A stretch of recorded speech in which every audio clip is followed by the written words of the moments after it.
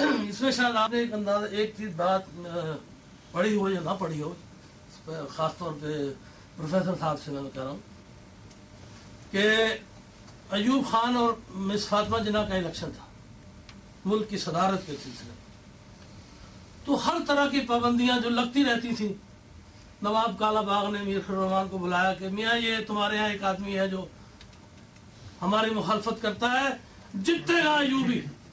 انہوں نے مجھ پہ ہاتھ پھیرے اور کہا جیتے گا ایوبی۔ اس نے کہا ہاں جی بالکل جیتے گا، اس میں تو کسی کو کوئی کلام ہی نہیں ہے کہ نہ جیتے گا۔ انہوں نے نہیں، تمہارے دفتر میں ایک آدمی ہم جانتے ہیں وہ کہتا ہے نہیں جیتے گا۔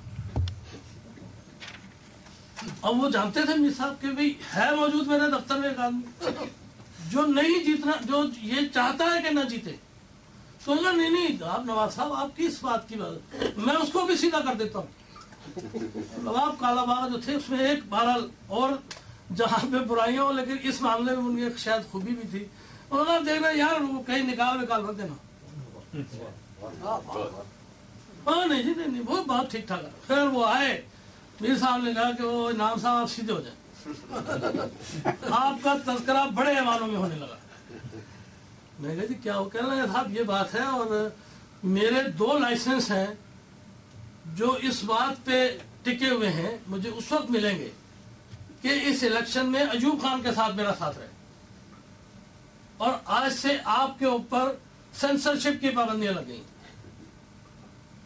جی لگا دیجیے بھائی، آپ مالک ہیں، میں کچھ نہیں کہہ سکتا ہوں، لگائیے آپ۔ میں کہا کس قسم کی پابندیاں لگانا چاہتے ہیں؟ کہنے لگے صاحب جو خبر ترجمہ ہوگی وہ میرے پاس آئے گی، اس خبر کے ساتھ آپ جو سلوک کریں گے، اس کو جس طرح سے اس کی کوئی سرخی ورخی ہوگی وہ میرے پاس آئے گی۔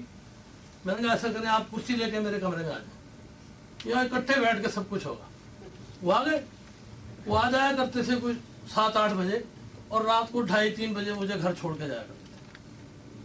خیر وہ آئے، وہ 1 دن بیٹھے 2 دن بیٹھے، میں نے کہا میسا آپ جائیے گھر، 2-2:30 بجے تک جاگنے کا آپ کیا تعلق؟